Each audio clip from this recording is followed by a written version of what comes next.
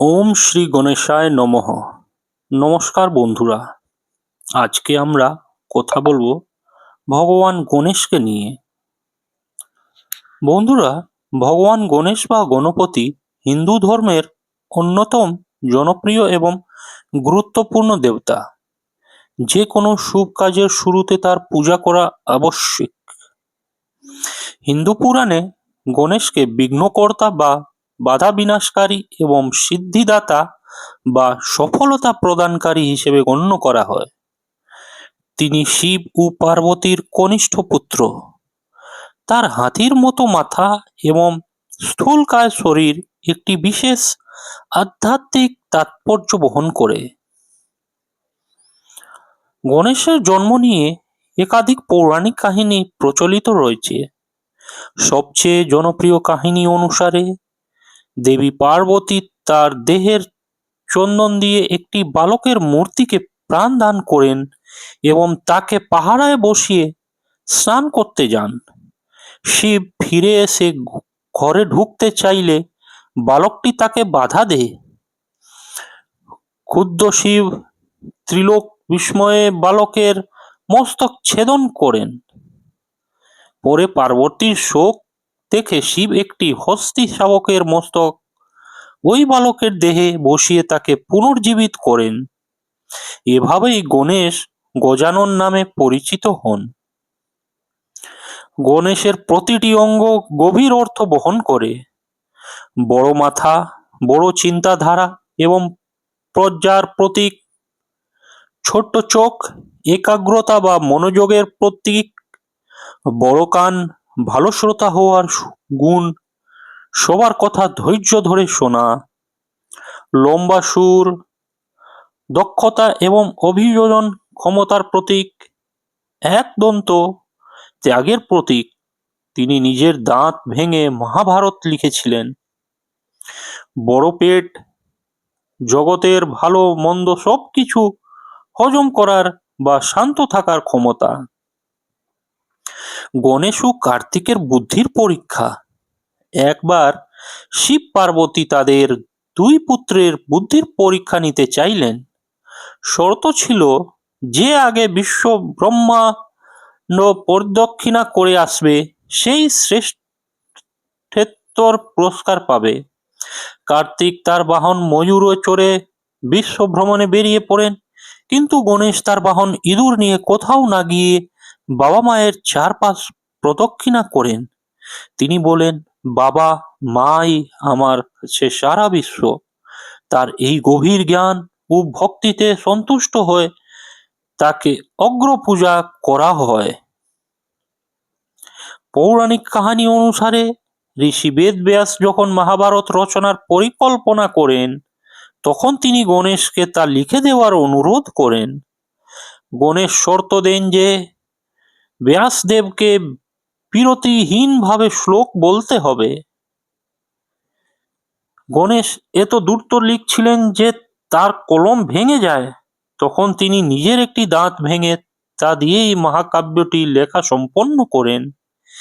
এ কারণে তাকে একদন্ত বলা হয়। প্রতি বছর ভাদ্রপদ মাসে অত্যন্ত ধুমধাম করে গণেশ চতুর্থী পালিত হয়। বিশেষ করে মহারাষ্ট্র, পশ্চিমবঙ্গ এবং দক্ষিণ ভারতে এর ব্যাপক প্রচলন রয়েছে। মানুষ বিশ্বাস করেন গণেশ ঘরে এলে সমস্ত অমঙ্গল দূর হয় এবং পরিবারে সুখ শান্তি ও সমৃদ্ধি আসে।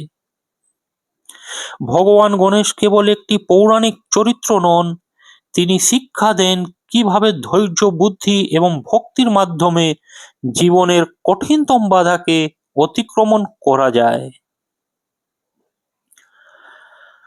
ভগবান গণেশ বিঘ্নহর্তা ও প্রজার দেবতা। হিন্দু শাস্ত্রে যে 5 জন প্রধান দেবতার পঞ্চদেবতা পূজা সর্বগ্রে করা হয়, গণেশ তাদের অন্যতম। তিনি কেবল সিদ্ধিদাতা নন, তিনি শিল্প, বিজ্ঞান, বুদ্ধি এবং জ্ঞানের অধিষ্ঠাতা। গণেশের নামের আক্ষরিক অর্থ হল গণের ঈশ্বর বা শিবের অনুচরদের প্রধান। তার আরো অনেক নাম রয়েছে, যেমন বক্রতুণ্ড, লম্বোদর এবং বিঘ্নেশ্বর। বরাহ পুরাণ মতে গণেশ শিবের মনের সংকল্প থেকে জন্ম নিয়েছেন, আবার দেবী পুরাণ মতে তিনি পার্বতীর একার সৃষ্টি। তবে শিব পার্বতীর পুত্র হিসেবেই তিনি সর্বাধিক পরিচিত। গণেশের বিশাল শরীরের বিপরীতে তার বাহন হলো একটি ক্ষুদ্র ইঁদুর। এর একটি গভীর দার্শনিক অর্থ আছে। ইঁদুর হলো চঞ্চলতা এবং লোভের প্রতীক, যা অন্ধকারে সবকিছু কেটে নষ্ট করে দেয়। গণেশ যখন ইঁদুরের উপর বসেন, তার অর্থ হলো তিনি তার জ্ঞান ও বুদ্ধি দিয়ে নিজের কামনা এবং চঞ্চলতাকে নিয়ন্ত্রণে রেখেছেন। এটি আমাদের শেখায় যে বড় লক্ষ্য অর্জনের জন্য ইন্দ্রিয় সংযম অত্যন্ত জরুরি। গণেশকে পারিবারিক মূল্যবোধের প্রতীক মনে করা হয়। তার দুই স্ত্রী ঋদ্ধি ও সিদ্ধি। ঋদ্ধি সমৃদ্ধির দেবী এবং সিদ্ধি আধ্যাত্মিক শক্তির প্রতীক। তার দুই পুত্র শুভ ও লাভ। গণেশ পূজা করলে কেবল বাধা দূর হয় না, বরং ঘরে শুভ শক্তির উদয় হয় এবং লাভ বা শ্রীবৃষ্টি ঘটে। যোগশাস্ত্র অনুসারে ভগবান গণেশ মানুষের শরীরের মূলাধার চক্র এ অবস্থান করেন। এটি মানুষের আধ্যাত্মিক চেতনার ভিত্তি। কুণ্ডলিনী শক্তি জাগ্রত করার আগে গণেশের আরাধনা করা হয়, যাতে সাধনার পথে কোনো বিঘ্ন না ঘটে। তিনি আমাদের জাগতিক অস্তিত্ব ও আধ্যাত্মিক উত্তরণের মধ্যে সেতুবন্ধন হিসেবে কাজ করেন।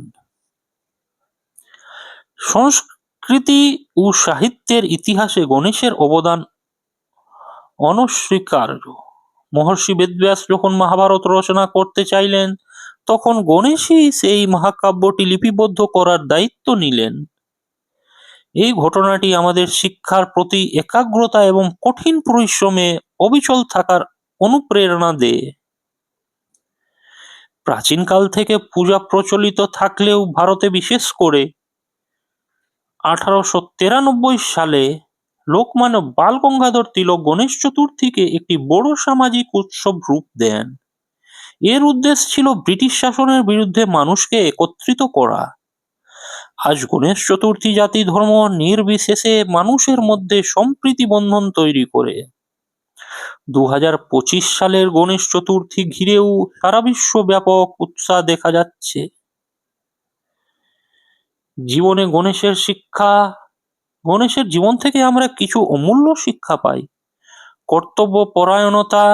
মা পার্বতীর আদেশ পালন করতে গিয়ে তিনি নিজের প্রাণ বাজি রেখেছিলেন। ক্ষমাশীলতা। চন্দ্র একবার গণেশকে দেখে উপহাস করেছিলেন, কিন্তু পরে ক্ষমা চাইলে গণেশ তাকে অভিশাপ মুক্ত করার পথ বলে দেন। ধৈর্য। যে কোনো সমস্যা সমাধানের আগে গণেশ স্থির হয়ে ভাবেন, যা তার বড় কানের প্রতীকী অর্থ। ভগবান গণেশ আমাদের জীবনের অন্ধকার দূর করে আলোর পথ দেখান। তিনি কোনো বিশেষ ধর্মের গণ্ডিতে সীমাবদ্ধ নন, বরং তিনি সাহস, বুদ্ধি এবং সাফল্যের একটি চিরন্তন প্রতীক। প্রতিদিন কর্মব্যস্ত জীবনে আমরা যদি গণেশের মতো শান্ত মস্তিষ্ক এবং স্থির বুদ্ধি প্রয়োগ করি, তবে যে কোনো বাধা জয় করা সম্ভব। বন্ধুরা, আশা করি আপনাদের এই ভিডিওটি ভালো লেগেছে। আমাদের সকলের প্রিয় চ্যানেল অমৃত কথাতে আপনারা এই ভিডিও আপনাদের নিজের পরিবারের মধ্যে শেয়ার করবেন, ভালো লাগলে লাইক করবেন এবং সাবস্ক্রাইব করবেন। নমস্কার বন্ধুরা।